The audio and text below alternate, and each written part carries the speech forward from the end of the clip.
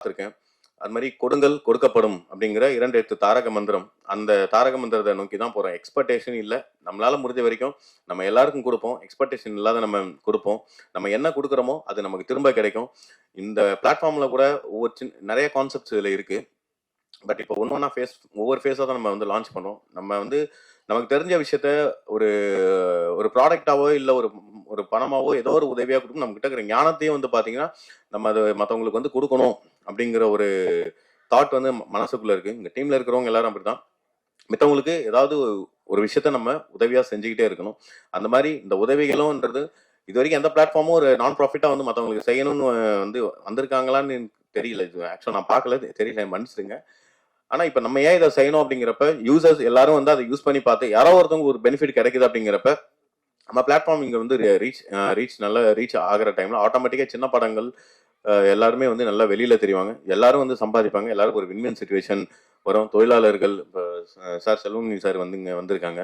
தொழிலாளர்கள் இன்னைக்கு வந்து எவ்வளவு அந்த கஷ்டப்பட்டு இருக்காங்க, எப்படி ப்ரொடியூசர்ஸ் எப்படி கஷ்டப்பட்டுருக்காங்க, அந்த மாதிரி இருக்காங்க. அவங்களுக்குலாம் வந்து ஒரு நிரந்தரமான ஒரு வருமானம். ஏன்னா இந்த நம்ம அப்ளிகேஷன்ல வர எல்லா அமௌண்ட்டும் வந்து பார்த்தீங்கன்னா டிடிஎஸ் கட் பண்ணிட்டு அவங்களுக்கு ப்ராப்பரா வந்து உங்களுக்கு நம்ம அப்டேட் பண்ற டைம்ல அட்லீஸ்ட் இது ஒரு இன்கம் ப்ரூஃபாக கூட வந்து அதை கன்சிடர் பண்ண முடியும். ஒரு எக்ஸ்ட்ரா ரெவென்யூ அப்படிங்கிறது அவங்களுக்கு வந்ததுனாக்கா அவங்க வாழ்க்கை வாழ்வாதாரம் மாறும். ஸோ இதெல்லாம் வந்து பார்த்தீங்கன்னாக்கா அவங்க டெக்னீஷியன்ஸ் அந்தந்த மூவியில் ஒர்க் பண்ண டெக்னீஷியன்ஸுக்கு எல்லாம் கொடுக்கறதெல்லாம் நம்ம அந்த சங்கத்தின் சார்பாக செல்வமணி சார் கிட்ட தான் நம்ம வந்து அதை மந்த் வர ரிப்போர்ட்ஸ் எல்லாம் காமிச்சு நம்ம வந்து ஹேண்ட் ஓவர் பண்ணிடுவோம்.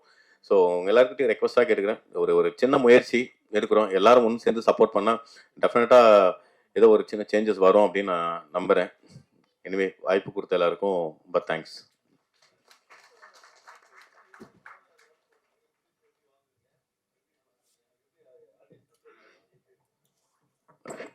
படம் வந்து யூஸ்வலா எல்லாரும் வந்து இப்போ எப்படின்னா நமக்கு டீம் இருக்காங்க சார், கண்டென்ட் அக்வயர் டீம் இருக்காங்க. யார் வேணாலும் அப்ளிகேஷன்லயே போயிட்டு மூவி வந்து யாருக்கிட்ட அவங்க ரெக்வஸ்ட் கொடுத்தாங்க அப்படின்னாக்கா, ஆமா அது வந்து இப்போ அவுட்ரேட் பர்ச்சேஸ் இருக்கு, ஷேர் பேசஸ் மாதிரி இருக்கு. அவுட்ரேட் பர்ச்சேஸ் பண்றதும் வந்து அவுட்ரேட் பர்ச்சேஸ் நம்ம வந்து பண்ணிடுறோம். ஷேர்ஸ் வந்து பாத்தீங்கன்னா ரெவன்யூ ஷேர். இப்போ மற்றவங்க என்னன்னா மேஜர் ஷேர் வந்து ப்ரொடியூசர்ஸுக்கு வந்து அங்க போற மாதிரி தான். இதுல இம்பாக்ட் டிக்கெட் அப்படின்னு தான் நம்ம வச்சிருக்கோம். படம் பார்த்துட்டு உங்களுக்கு ஓகே அப்படின்ற பட்சத்தில் தான் வந்து பே பண்ண போறாங்க. அது எல்லாமே டிரான்ஸ்பரண்டா இருக்கும். எவ்வளவு ஷேர்ஸ் வந்து யாருக்கு என்ன ஷேர்ஸ் போயிருக்கு அப்படிங்கிறது எல்லாமே அங்க நம்ம டிரான்ஸ்பரண்டா நம்ம வந்து அப்டேட் பண்ணியிருக்கோம் சார். இதுல அட்வர்டைஸ்மெண்ட் ஆஸ் இட் இஸ் நம்ம பண்றப்ப மார்க்கெட்டிங் அந்த விஷயம் எல்லாமே நம்ம ப்ராப்பரா பிளான் பண்ணியிருக்கோம். எல்லாருக்கும் வணக்கம். முதல்ல பேச அழைத்ததுக்கு காரணம் நான் 3 மணிக்கே வந்துட்டேன். நீங்க இங்கே தானே இருக்கீங்க, மார்னிங் 9 to night 9 வரைக்கும். இது எங்கள் ட்ராமாவில் ஒரு விஷயம் சொல்லுவோம், எவ்வளோ லேட்டாக ஆரம்பித்தாலும் கரெக்ட் டயத்துக்கு முடிச்சிருவோம் அப்படிம்போம். அது மாதிரி இப்போ 6 மணிக்கு அடுத்த ஷோ இங்கே இருக்கிறதுனால கண்டிப்பாக இது 5:45 முடிஞ்சிடும். அது ஒரு சந்தோஷமான செய்தி உங்களுக்கு. அண்டு ஓடிடி பிளாட்ஃபார்ம் வந்து ஃபஸ்ட்டு இது எனக்கு நம்முடைய கிஷோர் கூப்பிட்டாரு. துபாயிலேருந்து வெங்கின்னு என் பையனுடைய கிளாஸ்மேட், அவன் இதில் ரொம்ப நீங்கள் போய் வரணும்னு சொல்லி கூப்பிட்ட போது நான் பார்த்தேன், இன்விடேஷன் பார்த்தா 5 பேருக்கு மேலே ஆளே இல்லை. இது என்னது பிரசாத் ஸ்டூடியோவில் 5 பேர் ஸ்டேஜ் இல்லையா, ஆச்சரியமாக இருக்கு அப்படின்னா அதுலேயும் 2 பேர் வரலை, 3 பேர் தானா அப்படின்னு நினச்சி வந்து பார்த்தா ஆஸ் யூஷுவல் மறுபடியும் ஃபுல் ஸ்டேஜ் இருக்குது. ஏனென்றால் இது வந்து இது வாழ்த்த வந்த நெஞ்சங்கள். அதை நீங்கள் நிறையா ஆடியோ லான்ச்லாம் பார்த்துருப்பீங்க. சம்மந்தப்பட்டவங்கெல்லாம் கீழே உட்காந்துருப்பாங்க. நிறைய பேர் மேலே உட்காந்து இதை பற்றி பேசி, நிறைய பேர் அந்த படத்துக்கு சம்மந்தமே இல்லாத விஷயத்த பேசி அது பெரிய வைரல் ஆகி அந்த படத்தை பற்றின லைன் ஒரே ஒன்று வந்து இந்த படத்தின் போது இவர் பேசியதுன்னு வந்துடும். அது நான் சொல்லுவேன், நிறைய அந்த மாதிரி படங்கள் ஆடியோ லான்ச் பண்ணும்போது அந்த படத்தை சம்மந்தப்பட்டவங்களை மேடையில் வச்சு அவங்களை பற்றி பேசினாதான் அது வெளியில் போய் சேரும். இந்த ஆடியோ லான்ச் வைக்கிற பர்பஸே அந்த படத்தை ப்ரமோட் பண்ணணும்னு. ஆனால் அங்கே வரக்கூடியவர்கள் பேசக்கூடிய விஷயங்கள் சிலது அவுட் ஆஃப் கான்டெக்ஸ்டில் போகும்போது அதுவாயிடும். இந்த எனக்கு இவங்ககிட்ட பிடிச்சது இவங்களுடைய சோஷியல் சர்வீஸ். கிட்டத்தட்ட 13 வருஷமாக பண்ணி கொண்டு 6 வருஷமா. இப்போ நீ 13 எங்கே வந்தது? அவங்க தப்பாகிட்டாங்களா?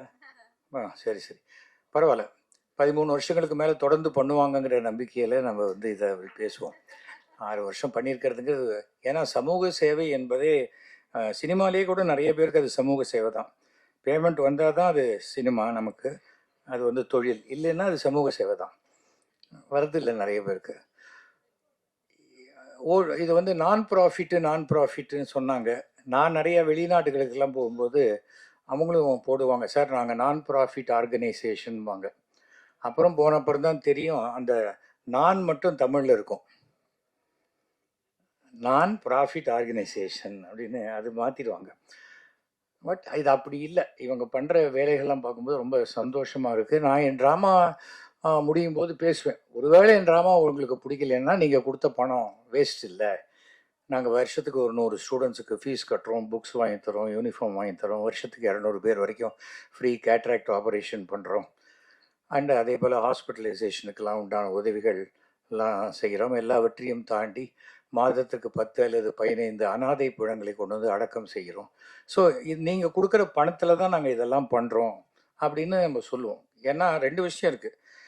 கொடுத்த காசுக்கு ட்ராமா பிடிச்சி தானே ஒன்று, என்னையா இவ்வளோ காஸ்ட்டு. ஏன்னா எங்கள் ட்ராமாவுக்கு ஃபஸ்ட் ஷோ டிக்கெட் 1000 ரூபா, லாஸ்ட் ஷோ டிக்கெட் 300 ரூபா, அந்த மாதிரி இருக்குது. பட் இந்த இலவசம் அப்படிங்கிறாங்க. நிறைய கஜானாங்கிற வார்த்தை போச்சுனோன்னு எனக்கு யாரும் கஜானா காலிங்கிறத இங்கே சொல்லிடக்கூடாதுங்கிறதுனால உங்கள் கஜானா சிறப்பாக இருக்க வேண்டும், நல்லா இருக்கணும். ஏன்னா நீங்கள் வேறு அப்பப்போ வெள்ளை அறிக்கை கொடுக்குறேன்னு இருக்கீங்க ஓப்பனாக இந்த இதில், அதெல்லாம் நல்ல விஷயந்தான். ஆனால் தயாரிப்பாளர்கள் என்பவர்கள், இது வந்து சினிமாங்கிறது ஒரு தொழில், கலைங்கிறது ஓகே, ஆனால் தொழில். போட்ட பணம் அந்த தயாரிப்பாளருக்கு வரணும். நடிகர் மட்டும் சம்பாதிச்சுட்டு போகிறேன், தொழில் செய்கிறவங்க பாக்கி இருக்கிறவங்க சம்பாதிச்சுட்டு போகிறோம் அப்படின்னா அது சரியாக இருக்காது. பணம் போட்டவர்களுக்கும் திருப்பி பணம் வந்தால்தான் அது வந்து ஒரு நல்ல தொழில். நீங்கள் இவ்வளோ சேரிட்டி பண்ணுறதுக்கு இந்த ஓடிடி பிளாட்ஃபார்ம் ஒரு நல்ல தொழிலாக அமைய வேண்டும் என்று நான் ஆண்டவனை பிரார்த்தித்துக் கொள்கிறேன். காரணம் வந்து எதுவுமே ஃப்ரீ கிடையாது உலகத்தில். நோ மீல் இஸ் ஃப்ரீ அப்படிம்பாங்க யூஎஸில்.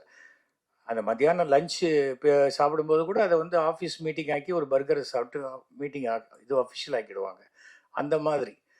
ஸோ அண்ட் ஓடிடி பிளாட்ஃபார்ம் அப்படிங்கும்போது இன்னொரு விஷயத்தை நான் இப்போ பார்த்தேன், 4-5 ட்ரெய்லர் பார்த்தேன், எல்லாருமே அந்த சமூக அக்கறையோடு எடுக்கக்கூடிய விஷயங்களாகத்தான் இருக்கிற மாதிரியாகத்தான் தெரியுது. அது வந்து அந்த மாதிரி மட்டுமே.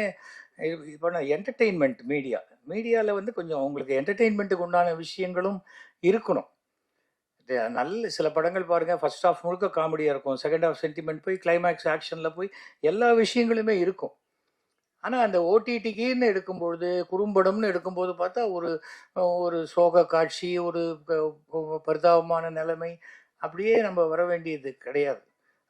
அதை தாண்டின ஒரு உங்களுக்குள்ளேயே இப்போ பிளாட்ஃபார்ம் ஃப்ரீங்கிறதுனால உட்காந்து பார்த்துட மாட்டாங்க.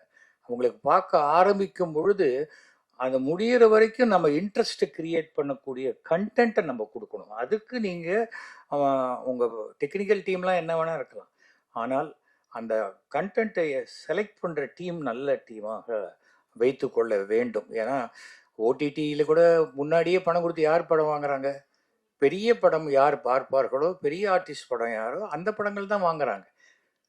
ஷேரிங், ரெவின்யூ ஷேரிங்லாம் ஓகே உங்களுக்கு பிடிச்சிது, ஆனால் அந்த ரெவின்யூ ஷேரிங்க்கு முன்னாடி அந்த ப்ரொடியூசர் எத்தனை ரூபாய் இன்வெஸ்ட் பண்ணணுங்கிறது இருக்குது. அப்போது அந்த ப்ரொடியூசர் என்ன நினைப்பார், நமக்கு இந்த ரெவ்யூ ஷேரிங்கில் நமக்கு இந்த பணம் வருமா அப்படின்னு நினைப்பாங்க. அதனால் நீங்கள் நிறையா யோசித்து நிறையா விஷயங்கள் பண்ணுங்கள். ஏனென்றால் எந்த தொழிலுமே எடுத்தோன்னே டிஸ்கரேஜ் பண்ணக்கூடாது. ஆனால் அதே சமயம் ப்ளஸ் அண்ட் மைனஸ் எல்லாவற்றையும். யூகி சேது வந்திருக்காரு, வாங்க இங்கே உங்களுக்கு தான் அந்த சார். அது வாங்க பாஸ், உங்கள் ஃபோட்டோவை போட்டு ஆளே காணும், வாங்க வாங்க வாங்க. யூகி சேது அவர்கள் தொலைக்காட்சியினுடைய முன்னோடி இவர்களாம் தான், வாங்க.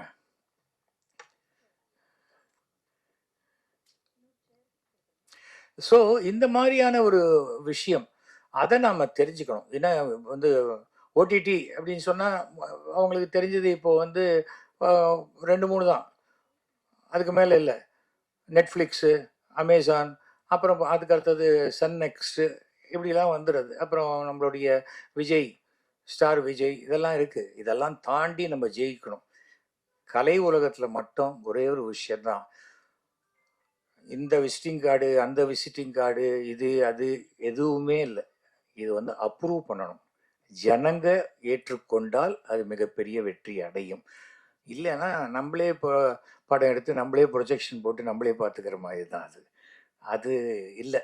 அதனால் நல்லா ஒர்க் பண்ணுங்க. நல்ல யங்ஸ்டர் டீம் நல்லா இருக்கீங்க. இளைஞர்களுக்கு வாய்ப்பு கொடுக்கணும், இளைஞர்களுக்கு வாய்ப்பு கொடுக்கணும் அப்படிங்கிறீங்க. ஆனால் அதே சமயத்தில் முதியோர்களுடைய அனுபவங்களையும் எடுத்துக்கொள்ளுங்கள். அதுதான் ரொம்ப முக்கியம்.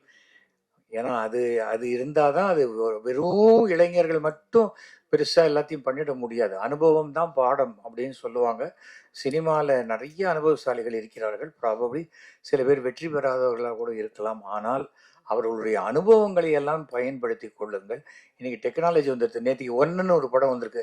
ஐ திங்க் நீங்கள் பார்த்துருப்பீங்க. ஸோ ஒரே ராஜ்குமார் ஒரே ஒருத்தர் எடுத்து வந்த படம். இது உலக சாதனை. இது நம்ம தமிழர்கள்லாம் அப்படி கைத்தட்டி அவரை வரவேற்கக்கூடிய ஒரு விஷயம்.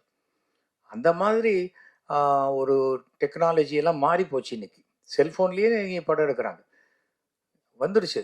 ஸோ இதுங்க அதுதான் வேணும், இதுதான் வேணும், இவங்க தான் வேணும், அதெல்லாம் மாறி போகும்பொழுது அந்த காலகட்டத்துக்கு ஏற்ப எல்லாவற்றையும் தாண்டி ரசனைகளுக்கு ஏற்ப நீங்கள் உங்களுடைய தொலைக்காட்சியை வடிவமைத்து கொள்ளுங்கள். அதுதான் உங்களுக்கு மிகச்சிறந்த வெற்றியை கொடுக்கும். அதுதான் சினிமாலேயே சக்ஸஸ் இஸ் ஃபார்முலா அப்படிம்பாங்க, மைட் இஸ் ரைட் அப்படிம்பாங்க. எது வெற்றியோ அதுதான். ராமராஜன் படத்தில் இந்த பசுமாடுகிட்ட பால் கறந்து அந்த பாட்டு ஹிட்டுன்னா அப்புறம் 10 படத்தில் ராமராஜன் இல்லாட்டாலும் அந்த பசுமாடு தான் இருக்கும். ஏன்னா அந்த பசுமாடு தான் சென்டிமெண்ட்டுங்க.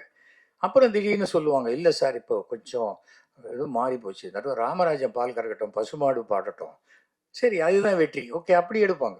எல்லாருமே அப்படிதான் போனாங்க. எல்லாம் வித்தியாசமான முயற்சிங்கிறது இப்போதான் இந்த காலகட்டங்கள். ஆனால் எல்லாமே ஆர்ட் ஃபிலிம் மாதிரி, ஃபிலிம் ஃபெஸ்டிவலில் பார்க்குற படம் மாதிரி இருந்ததுன்னா அதை நம்ம வாசலில் பார்க்கக்கூடிய ஒரே விஷயத்த ஸ்க்ரீனில் பார்க்கறதுக்கு எதுக்கு காசு கொடுத்து பார்க்கணும்னு தோணும். அந்த சீனுடைய பிரம்மாண்டத்துக்கு உண்டான கண்டென்ட்டை யோசித்து பண்ணினா உங்களுக்கு நிச்சயமான வெற்றி கிடைக்கும். என்றைக்குமே இந்த முயற்சி. பாண்டிச்சேரியிலேருந்து நிறைய கலைஞர்கள் நான் பார்த்துருக்கேன், சினிமாக்குள்ளே வெற்றி பெறணும்னு வரக்கூடியவங்க நிறைய பேர் வந்திருக்காங்க. எந்த காலத்திலும் உங்களுடைய நீங்கள் கொடுக்க வந்துருவோம்னு சொன்னீங்க. அதே மாதிரி நீங்கள் எவ்வளவோ சேரிட்டி பண்ணுறீங்க. அந்த சேரிட்டி உங்களை காப்பாற்றும். உங்களுக்கு அனைவருக்கும் என்னுடைய மனமார்ந்த வாழ்த்துக்களை நான் தெரிவித்துக் கொள்கிறேன். இன்றைக்கு நேற்றுக்கு தான் நம்முடைய முதுபெரும் நடிகை சவுகார் ஜானகம்மா இறந்து போயிட்டாங்க. அவங்களுக்கு இந்த 4:30 மேலே அவங்களுடைய கிரிமேஷன். நம்ம ஒரு 30 செகண்ட்ஸ் நம்ம எழுந்து அந்த அவருக்கு உண்டான அந்த அஞ்சலியை நம்ம செலுத்தினா மிகப்பெரிய கௌரவமாக இருக்கும்.